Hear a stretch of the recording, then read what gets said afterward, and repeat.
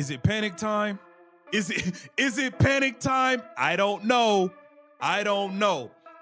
Kelsey Mitchell has Caitlin Clark, Indiana Fever fans, all up in wraps about her post on Instagram. Is she planning to bail on this Indiana Fever team? Is she tired of hearing that this is Caitlin Clark's team and that is all that the people want and need? This is why the people are here. No one saw this coming. Kelsey Mitchell was one of the fastest rising stars for the Indiana Fever. And the way it happened caught everyone by surprise. From fans to players, everyone is scratching their heads over the time, the silence, and the message behind it. What do you think? Did Kelsey do the right thing? Let's get this straight. Kelsey Mitchell, a key player who helped the Indiana Fever get through their worst times, just dropped the mic and walked away. What's even stranger is that there wasn't even a build-up. It was a quiet exit that made more noise than any trade talk all season. There were no leaks or cryptic tweets. This is the last thing the company needed as they tried to rebuild their brand around Caitlin Clark. It looked like the Fever might finally feel like a stable team, but now they're back to being a mess. First, let's talk about why this is important. Kelsey Mitchell was more than just a name on the list. She held things together when everything else around the Fever fell apart. Who kept the Fever going when Clark got hurt in the middle of the season? When illness ravaged the team's rotation and when critics said they couldn't do without their star player? Hey, Kelsey. She didn't just play a part. She changed it. She went from being Caitlin's co-star to being the main offensive player. By doing that, she made herself the most important free agent that the league didn't want to lose. But here's the catch. It's not just one player going. This is a message. Send a message to the Fever's front office, the coaching team, and maybe even the WNBA, because many people who were there say this move wasn't about money. It was about having faith. Absolutely lit it up this year. She was a beast. She was a first team all WNBA. She was scoring the ball at will. Nobody could stop her.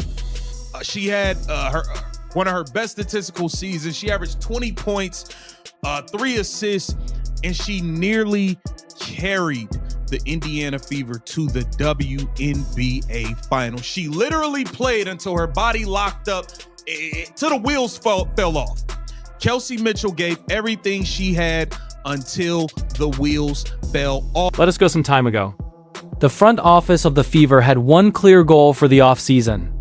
Do not cut the heart. That meant Kelsey Mitchell had to be locked in early. Things got messy right away, though. The talks took a long time. There were missed deadlines. Even though everyone thought Kelsey would be back, the team kept putting off the deal, waiting for the CBA to be finalized, for cap numbers and for more information. At the same time, other teams were coming around. Dallas, Las Vegas, and even New York City. It was clear to everyone that the player was a reliable scorer who didn't need to be in the focus to do well. This is where things went badly. Kelsey Mitchell led that team when Caitlin Clark got hurt. But instead of being recognized as a leader, she was called replaceable. Several news sources said that the Fever's analytics team thought her style of play wouldn't work with Caitlin's system in the long run. They believed she would get in the way. Yes, tell that to the player who kept the team living while your star player was out. When the offseason came around, it was clear what would happen.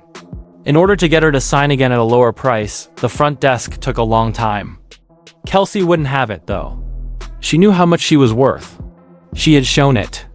She's gone now. Alexa, then Rich. Kelsey, this is a question kind of looking ahead, being a free agent, having an off season ahead of you. There's obviously uncertainty across the board, across the league. Have you put any thought into, what you think you might, wish for, 2026 for yourself, whether you'd like to be back or anything along those lines? I hope we got a league. So for there, I hope that when it's all said and done, we can, have a season period for all the girls, for every person that's, aspirations to be in the league and be in the W. I think for one, that's the start, being on the same page with that. Bless you. Being on the same page for that and kind of just, making sure we have a league to start. no matter what happens, having a league is kind of big for us. And I think individually for me, I'm going to take my time, figure out what my family needs. Losing a parent is a big shift. And so, I take in consideration how my mom feels now. I take in consideration how my siblings and, my intermediate family, my dad's mom is still alive, my grandmother. And so that's big for me. And so, family is big for me. And so I think talking to them and figuring out what's best for us and for what I need internally is always going to be important. And I think that takes time. But I will say to Indiana Fever, like 8 years, it's going to be a lot to talk about because I have so much love and so much aspiration for this place. And I think when the time is right, the great conversations will be had. But Indy is like my second family and everything I've been through the last 8 years. I don't think Indianapolis, Indiana, I don't think there's any other place that was greater for me, the growth and all that. So I think the right conversations will be had. And when it's time, I guess we'll all know. Let's talk about time now, since this is what's making a big fuss on social media. It was during a very busy time for free agents in the WNBA when she made her reveal. Fans thought the drama was over. It wasn't just the choice. The quiet before it was also bad. There was no formal farewell or long letter to fans. They were just gone. Fans flooded the comment parts right away. Some said it was about being polite. Others think there was something more going on behind the scenes, like tension in the locker room or problems with Stephanie White's system as head coach. To be honest, either could be true. Remember that White's system is very fast-paced and intense, and it tests players to the edge. Short-term gains are great, but long-term health is bad. A lot of stars, like McDonald and Boston, have gotten hurt in ways that fans say could have been avoided. Also, Kelsey has spoken out about player safety and load control in the past. That could have been the last straw for her if she thought her worries weren't being heard. Now though, this is where things get interesting. For more than one team, this is a loss. It sends a message to the league. Because if a kind, dependable, and well-liked person like Kelsey Mitchell can leave a team like the Fever, then anyone can. That makes me wonder how the WNBA treats its stars. The whole league is unhappy with the judging, the CBA is unclear, contracts have been frozen, and players are complaining that leadership doesn't communicate well. It feels more and more like a trend than a random event. The scary part comes next. The Fever may have learned the wrong thing. They might not ask why we lost her, but instead say that we can now build around Caitlin. That's a bad way to think because Kelsey wasn't a competitor. She was on balance. She kept Caitlin safe when her shields got too strong. The shooter kept the space living. The vet who made Caitlin feel better. You don't just swap that out overnight. That's why fans are mad. It doesn't feel like it has to happen because she's gone. They had her. It's not that they didn't like her enough to keep her. There's one more point of view that no one is bringing up. The way Kelsey is timing things could be intentional. The CBA talks have stopped, and it's not clear what the salaries will be, so free agents have two options. Hold on tight and wait, or move quickly before things go crazy. Kelsey picked the second way. By making the move now, she avoids getting stuck in a market where people are free to spend until new cap numbers drop. It's brave and smart, and it tells other people something. If your team doesn't value you right now, you should leave before they can't afford to. Fans of Fever are still not sure what will happen next. Who will take over her production? Who is going to be the second scorer? Because defenders will have a hard time stopping Caitlin every game without Kelsey. It's not an idea. It's been seen. For as long as Clark was the only attacking threat, she was double, triple, and thrown teamed every night. And now, that's what will happen again unless Indiana quickly makes a big deal. It sounds almost magical. The front desk said they would protect their star player, but they may have made her job twice as hard instead. It's sad that Kelsey wasn't just a name. She was a part of what the Fever was. The quiet fighter who didn't want to be in the news wins. Everyone understands what she meant now that she's gone. Even fans of enemy teams are tweeting their thanks. It's a bad sign when fans of the other team say, "You didn't deserve her." And now we are. The Fever are losing a key player as the season ends. Their fans are getting antsy. Caitlin Clark, who is the league's public face, will have to do even more work than before. That's not progress. It's going backwards. In a bright New Jersey. It's even stranger that no one saw it coming. There are no secret reports or late-night rumors. Nothing. The whole WNBA community was shocked by her quiet, classy leave. Kelsey Mitchell just made the best move on the board if this were chess. Indiana had no idea that he was going to be beaten. The WNBA heard the news all at once. The internet became a full-on debate zone just hours after Kelsey Mitchell made her statement. Did it cost money? Was it pride? Did you coach? There were no answers. Only theories, screenshots, and enough guesswork to fill a full ESPN show. But everyone did agree on one thing. The Fever messed up. Let's be honest. If your team is trying to build a dynasty around Caitlin Clark, you don't want chaos to happen around her. Still, that's exactly what's going on. The front office should have learned something from how close they came to losing last season. Instead, they made the same mistake again by not recognizing how important the players were who made the team work while Clark was out. And Kelsey's leaving shows that trust can only go so far. You can work hard, make sacrifices, and carry the team through illnesses. You can work hard, make sacrifices, and carry the team through illnesses. But you will leave if the company treats you like a spare part. Simple as that. First, let's talk about fallout. Caitlin Clark. This is worse for her than for anyone else. She's the team's spokesperson, its PR machine, and the league's main attraction. She needs help on the game, though. She needs shooters, scorers, and guards with a lot of experience who can ease the pressure. That was Mitchell Kelsey. When she's not there, Clark is back to being double-teamed every time the ball comes in. The gaps get bigger. Because no one is left to finish plays, the game slows down and all those flashy passes end in mistakes. Yes, this is more than just a roster move. It's just waiting for the system to fall apart. And I'm not making that up. Even people who worked for Fever said behind closed doors that Mitchell was the glue. When Clark was running off ball, she kept the attack in check. She controlled the pace. When there were panic runs, she kept the team calm. You can't just wish for a draft pick to take their place. Let's look at the front desk now. Even though they won't say it in public, the Indiana Fever are in a panic. People will say things like, "We wish Kelsey the best and are confident in our direction going forward." This means that we don't have a backup plan because the time couldn't be worse. Because of the CBA freeze, trades have been put on hold, free agents are unwilling to sign, and pay numbers are uncertain. The top guards will be gone by the time everything starts up again. Other teams are getting ready to attack too. There is talk in the league that both Dallas and Los Angeles are keeping an eye on Mitchell. Along with Reich Ombo, Dallas wants another shooter who can always do it. And LA needs anyone who can help them get out of hoops hell. If either of them gives Mitchell a max deal and full control of the offense, she's out of there for good. That brings us to the big question. It seems like Indiana should have paid her. Because money isn't the only thing that matters. It's about being polite. You don't question whether or not your second best player is fit when your star player gets hurt and saves the season. Indiana instead paused. In professional sports, hesitating is pretty much the same thing as being turned down. Realistically, everyone on the team sees it and knows when a player is only loyal to one team.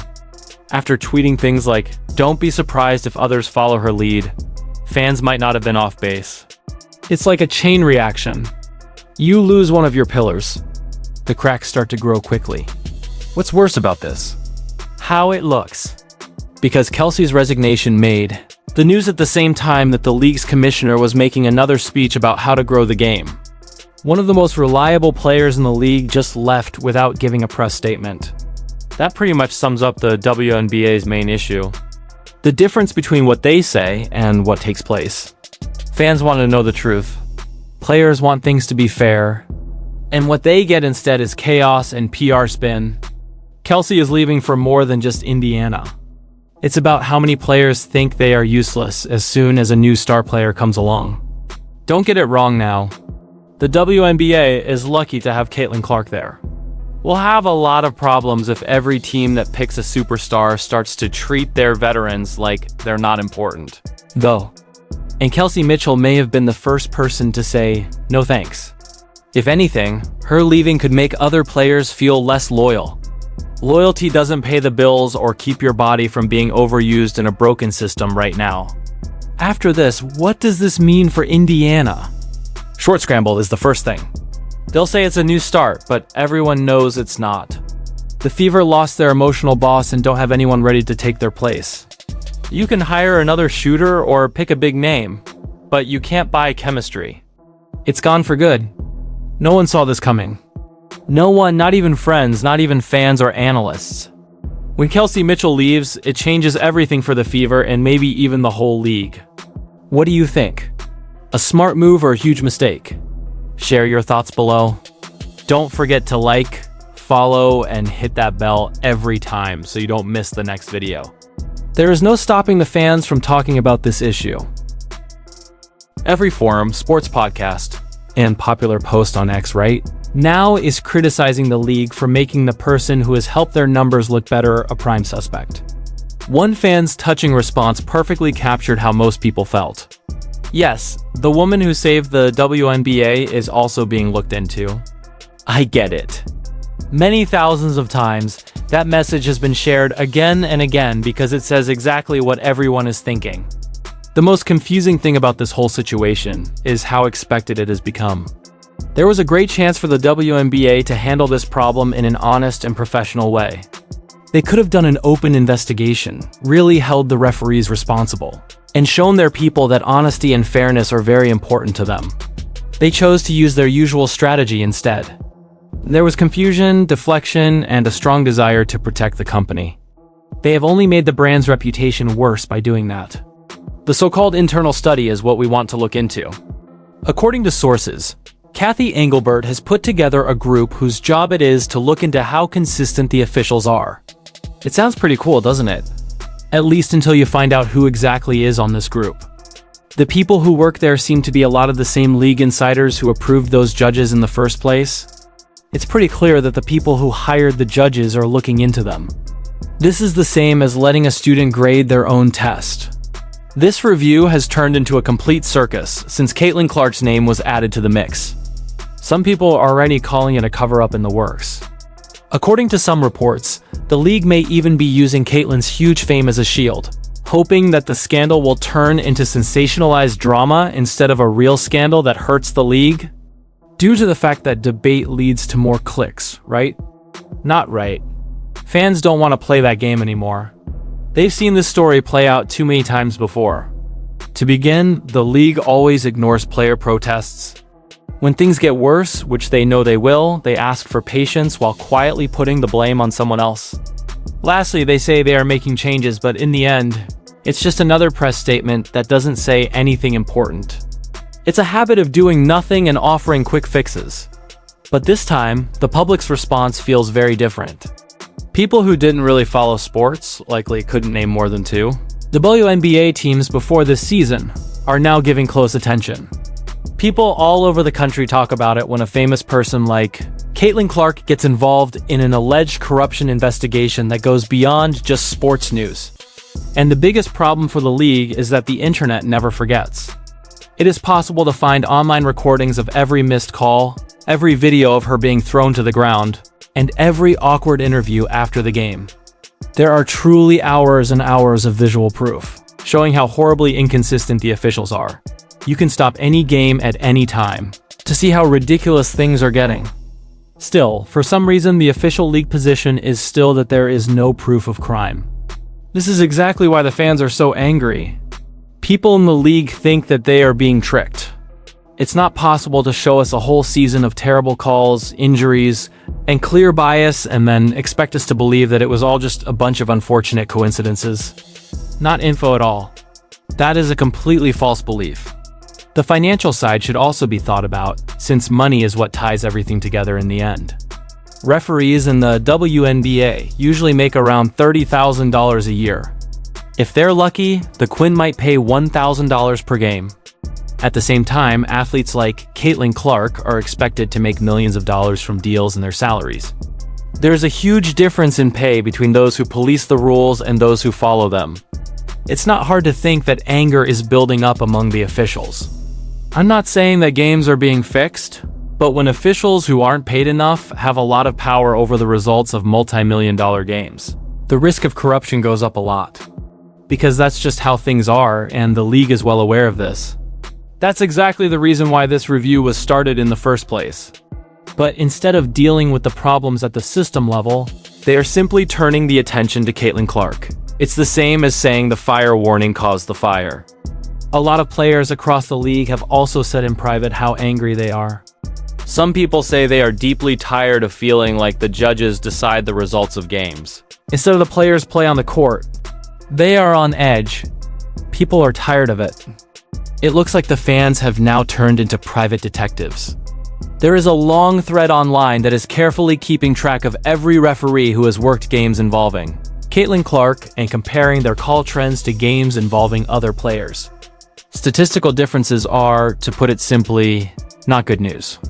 Reports say that the number of missed fouls is almost twice as high in games where Clark is playing as it is in games where he is not. Surprisingly, the WNBA keeps pretending not to know about this and saying that everything is normal. Great. Since Kathy Engelberg took over as leader, nothing in this league has felt normal. It looks like the root of every major scandal is the same problem at the top. Too much pride and a complete lack of responsibility. Players are called ungrateful when they share valid concerns about travel conditions. When people make valid complaints about the officials, they are told they don't know what they're talking about. It's only when Caitlin Clark speaks out that she is suddenly seen as part of the problem. This situation could not be written any worse. And as this internal chaos continues, the league's authority slowly fades away. Sponsors are getting more and more worried. Reporters are looking into the story more, and fans are publicly asking Engelberg to step down. Not long ago, that view was seen as on the edge. It is now fully established in mainstream discourse. Even well-known hosts of sports talk shows are constantly criticizing and making fun of the league for its lack of understanding and bad response. One expert summed up the general feeling very well.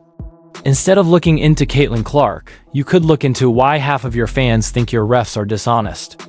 People all over the world shared that comment because it was so true. It's not just about Caitlin Clark, she's just the lightning rod.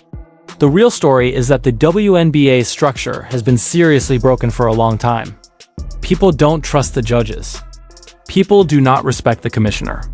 Now even the players are being linked to the scams going on inside the league. It doesn't look like growth here.